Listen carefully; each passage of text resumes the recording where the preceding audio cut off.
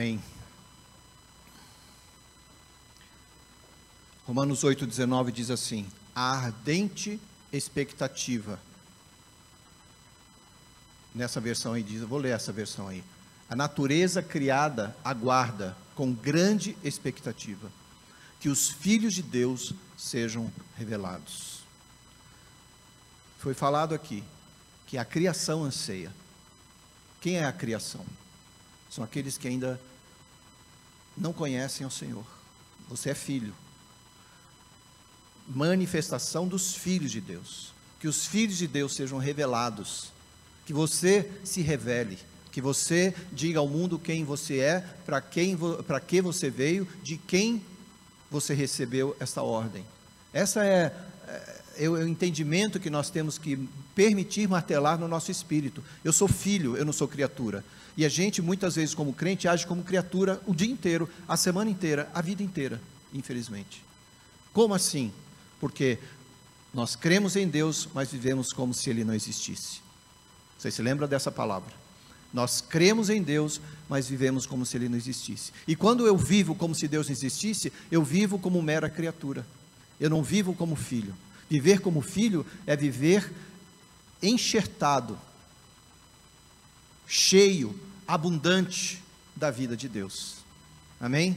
Então, coloque-se nesse entendimento, coloque-se nessa palavra, porque você e eu temos obrigações tranquilamente dadas por Deus. Por que eu falo tranquilamente? Porque às vezes você se assusta com algo assim, porque não é para você. Ou você fica exuberante, porque talvez seja para você. Ou você fica duvidoso, porque talvez você ainda está indeciso. E daí, se você buscar em Deus esse entendimento de que você não é mais criatura, de que você tem uma função e uma missão, e você tem um espectro para atingir com a sua influência, a influência como filho, daí as coisas vão mudar. Amém? Amém? Filho influencia. Filho influencia. Eu me lembro quando nós iniciamos o projeto de jiu-jitsu aqui. O Lute sozinho trouxe uns 6, 7 meninos do prédio onde nós moramos, do condomínio. 6, 7 meninos. Hoje ele nem é o mais entusiasmado aqui, mas os meninos, muitos deles continuam. Filho influencia. E você precisa influenciar também. Nós temos descoberto e assistido pesquisas, lido pesquisas de que uma igreja, ela se multiplica, não é pela palavra do pastor. Eu gostaria que fosse. Porque a palavra, ela vem de Deus, e ela é para teu crescimento, mas o que traz as pessoas para dentro da igreja, é o teu convite, é a tua manifestação, é a tua influência, é a revelação de Deus em você. E quando você tem isso, você consegue transformar, porque quando você não tem, você não vai conseguir. Na realidade, você não vai nem se interessar. E eu oro para que você rejeite a ideia de não se interessar por ser filho de Deus, e aceite a bênção, a graça, a misericórdia do Senhor sobre a sua vida, porque mudou você, tirou você de um lamaçal de pecado e colocou você na luz, a luz que é exposta para iluminar as trevas. Estou falando alguma coisa alienígena, fora do seu entendimento? Acho que não. Amém? Eu vim para que tenham vida e a tenham em abundância. E hoje nós vamos ler o versículo de João 10:10. Abre aí. O mesmo versículo que a gente vai fundamentar. São 4 pontos importantes, na realidade 5, porque vem a pergunta, né? E agora, que eu quero conversar com você rapidinho, depois nós vamos entrar no primeiro capítulo de Jeremias, e a gente vai destrinchá-lo, mas 4 pontos que muitas vezes a gente presta atenção só em 2, e eu quero colocar aqui, deveria, como o mundo deveria ser, como ele é, como ele pode ser e como ele será. Como a nossa vida deveria ser, como ela é, como ela pode ser e como ela será. Como a nossa igreja deveria ser, como ela é, como ela pode ser e como ela será. Então são pontos que você pode encaixar dentro desse entendimento bíblico e fundamentado aqui nessa palavra de João 10:10, que o ladrão vem somente para roubar, matar e destruir. Eu vim para que tenham vida e a tenham em abundância. Então eu e você precisamos discutir isso, mas com entendimento. Deveria, por exemplo, como deveria ser esse mundo se não tivesse Adão e Eva pecado? Se aquele casal não tivesse se distanciado do conselho e da palavra de Deus para a vida deles, como você acha que seria a tua vida? Abundante, talvez? Ou com certeza? Porque esse foi o sonho de Deus para nós. O sonho de Deus é como deveria ser. O sonho de Deus é como deveria ser o Marcos, o Wesley, Tiago, Regina, Ju, cada um aqui. Como deveria ser a nossa vida se o homem não tivesse caído na tentação, errado, né? Mas como ele é hoje, para a maioria das pessoas? Ele é um mundo em pecado. Por quê? Porque houve uma queda. Houve uma queda. Houve um erro que não deveria ter acontecido. Houve uma aceitação que não deveria ter sido recebida e aceitada. Mas o homem caiu. E daí Jesus vem e fala assim: olha, mas pode ser diferente. Eu sou o seu Redentor. Então, como pode ser? Hoje, nós vivemos nesse como pode ser. Porque você não vive mais em pecado, como ela é, como a nação é, como o mundo está. O mundo jaz no maligno, a Bíblia diz. Mas uma vez que você recebe o Senhor, você pode viver uma vida diferente por causa da redenção que Jesus Cristo ofereceu a você. Então, eu e você podemos ter essa vida que Deus garante para nós de forma diferenciada, porque Jesus já garantiu para nós. Jesus já preparou para mim e para você algo diferente. E na redenção é como pode ser. A nossa vida hoje pode ser vida abundante. Ela pode ser vida cheia de alegria, cheia de paz.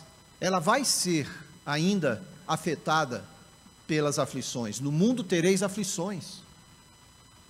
Não adianta eu fechar a minha janela e dizer assim: nada vai me acontecer porque o Senhor está comigo. Não, o Senhor está com você. E ainda que aconteça alguma coisa, Ele é maior do que a circunstância que pode sobrevir sobre você. Então é esse o entendimento. As pessoas às vezes rejeitam Deus porque Deus não as abençoou, porque Deus não as protegeu, porque Deus permitiu fazer isso. Quando nós é que traçamos os degraus da nossa vida, cada passo da nossa vida, nós determinamos pela nossa vontade, pelos nossos desejos, pela ansiedade, pela nossa vaidade, pelo nosso orgulho. Dá para entender, gente? Agora, eu sei que lá na frente o que nos é prometido, e é como será, é a plena restauração em Cristo. A vida abundante, ela pode acontecer na sua vida em qualquer um desses momentos, quando você tem Deus. Agora, a restauração final é como será o dia que nós estivermos com o Senhor Jesus, o dia que você for separado deste mundo pecador, deste mundo vil, dessa vida de aflições, de altos e baixos. E aí sim, o Senhor então vai nos levar para esse novo patamar de vida.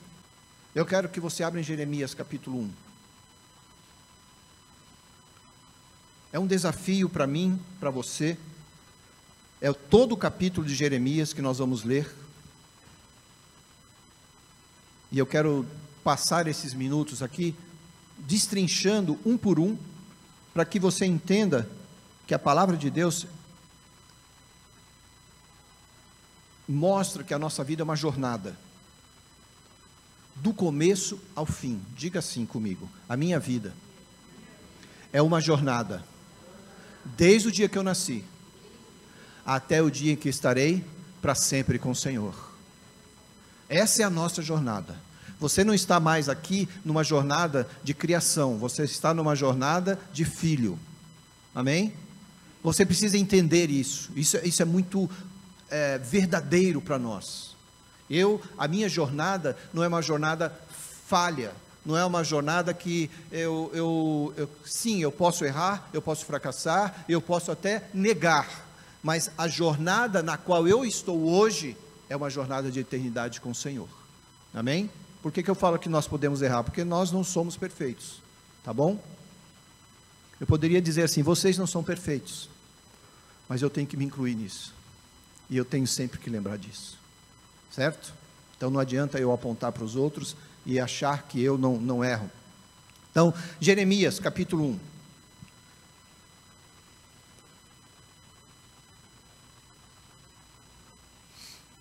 Palavras de Jeremias, filho de Ilquias, um dos sacerdotes que estavam em Anatote, na terra de Benjamim.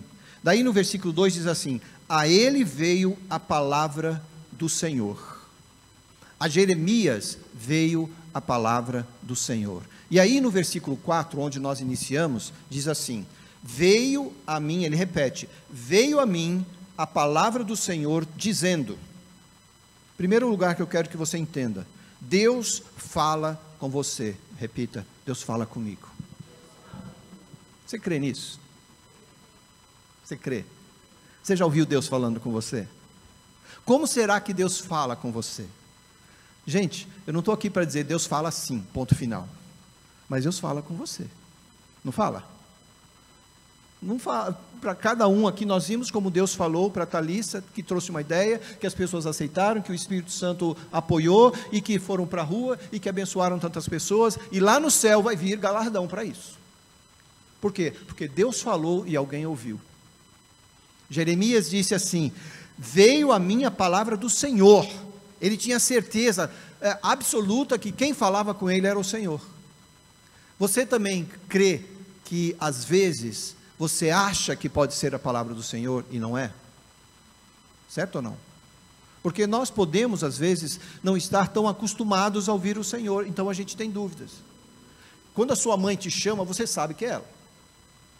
Mas quando você ouve uma voz distante, no meio de uma multidão, e você acha que é a sua mãe, pode não ser, como pode ser, porque existe muito barulho, existe muita distração, para que você possa definir se aquela voz verdadeiramente é da sua mamãe chamando, correto?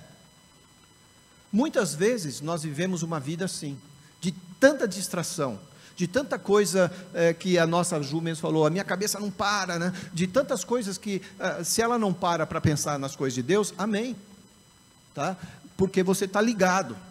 Agora, se a nossa cabeça não para, se o nosso coração, se os nossos olhos, se a nossa vontade, os nossos desejos não param, porque a gente está tão acostumado e envolvido com tanta coisa que a gente acha legal, quando Deus falar, talvez a gente tenha dúvida.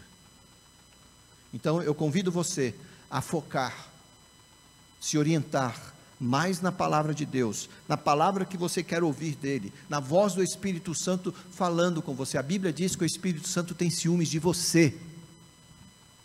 Sabia disso? A Bíblia diz que o Espírito Santo tem ciúmes de você. Não sei se o seu marido tem, mas o Espírito Santo tem.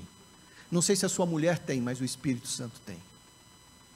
E não tem nada mais gostoso do que alguém se importando por você. A Bíblia diz que o Espírito Santo intercede diante de Deus, com gemidos inexprimíveis. Isso é, você não consegue entender o que ele fala, mas ele está intercedendo, segurando, impedindo muitas vezes em guerras espirituais que você seja atingido. Esse é o Espírito Santo. Versículo 5. Então, versículo 4, Deus fala com você.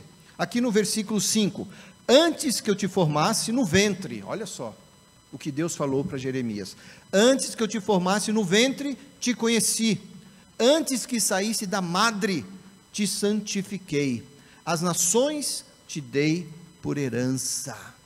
Gente, Deus tem propósito para Jeremias, Deus tem propósito para você.